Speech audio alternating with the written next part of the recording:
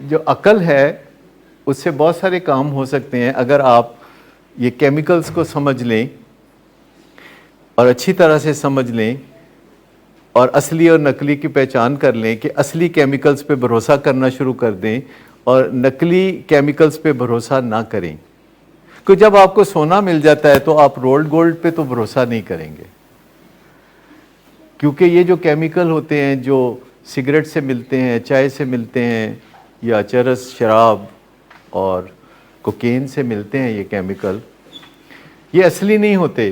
اس لیے آپ کو دھڑکا لگا رہتا ہے کہ ابھی یہ گئے کہ گئے اور اگلی ڈوز کا انتظار ہوتا ہے. لیکن اگر آپ اپنے اصلی کیمیکلز کی تعمیر کرتے رہتے ہیں تو آپ کو کوئی ڈر نہیں ہوتا. میں آپ کو بتاؤں کہ جب ہمیں واک کی بہت زیادہ ضرورت ہوتی ہے نا, اس دن واک نہیں ہوتی. جب ہمیں نیند کی بہت زیادہ ضرورت ہوتی ہے نا, اس دن نہیں نیند آتی. جب ہمیں اپنے پیاروں کی سپورٹ کی بہت زیادہ ضرورت ہوتی ہے نا, اس دن ہی نہیں ملتی.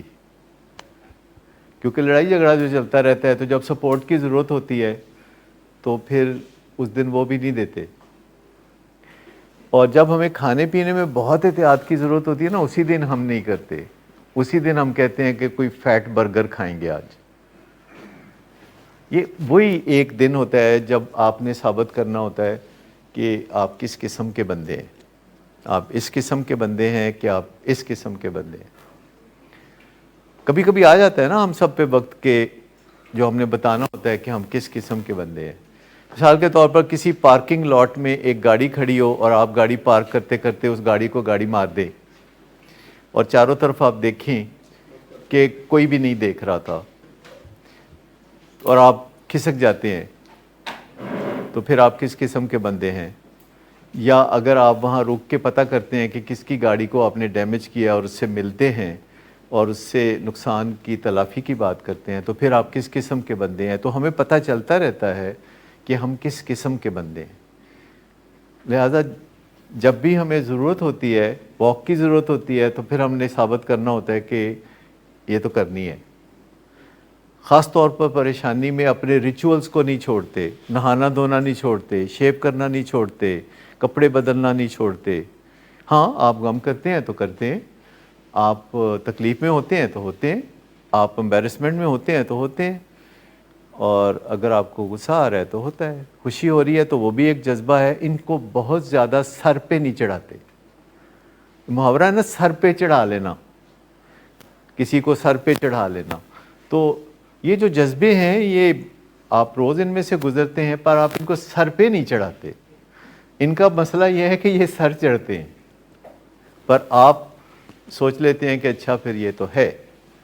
جو آپ کی کیپیبلٹی ہے, یہ بھی ایک بہت بڑی بات ہے کہ جو آپ کی کیپیبلٹی ہے اگر آپ اس سے کم کی لیگ میں کھیلتے ہیں تو آپ کا دماغ جو ہے وہ تکلیف میں ہو جاتا ہے. آپ اپنی لیگ میں کھیلیں گے نا. ایک بات اور بھی جو ہم سب پیشنٹس کے بارے میں مجھے ان کے والدین پہلے دن کہتے ہیں, وہ پتہ کیا ہے, وہ کہہ رہے ہوتے ڈاکٹر صاحب ہے بڑا چلاک ہے, مطلب انٹیلیجنٹ بہت ہے, اے تانوں چکر دے دے گا. ہر ایک کے فیملی ممبر نے یہ بات مجھے کہی ہوئی ہے کہ یہ بہت چلاک ہے, یہ بہت انٹیلیجنٹ ہے, اے تانوں کوئی چکر دے دے گا. اور الحمدللہ چکر تو نہیں دیتے کیونکہ تجربہ ہو گیا نا اتنا زیادہ. کیونکہ 40-41 سال جب پیشنٹس کے ساتھ آپ رہتے ہیں تو آپ سیکھتے ہیں ان سے, آپ پیشنٹ سے بھی سیکھتے ہیں.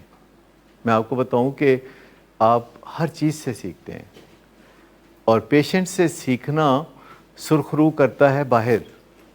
جب میں پیشنٹ سے سیکھتا ہوں تو باہر سرخرو ہونے کا موقع ملتا ہے.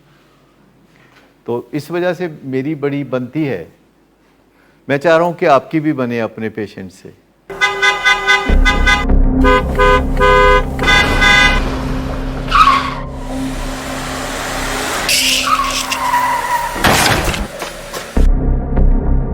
گھٹیا انسان, اتنی دیر سے گیٹ کیوں کھولا؟ سوئے ہوئے تھے تم کیا؟ سر میں نے تو منٹ بھی بکواس نہ کر تم میرے ساتھ. کیا کر رہے ہیں آپ؟ ابا جی گھر پہ ہیں, نشے میں گالیاں دے رہے ہیں. خدارا ہوش میں آئے, کیا ہو گیا آپ کو؟ ہوش میں کیسے آؤں؟ سارا کیا دھرا انہی کا تو ہے. شراب نوشی کی وجہ کردار کی خرابی نہیں، موڈ کی خرابی ہے۔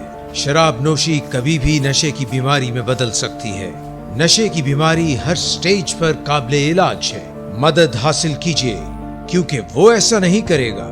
ولنگ ویز سے مدد حاصل کیجیے، کہیں سے بھی مدد حاصل کیجیے، لیکن فوری مدد حاصل کیجیے۔ جس معجزے کے انتظار میں آپ نے بہت دیر کر دی، اب وہ دستک دے رہا ہے۔ مدد حاصل کیجیے، مدد حاصل کیجیے، مدد حاصل کیجیے۔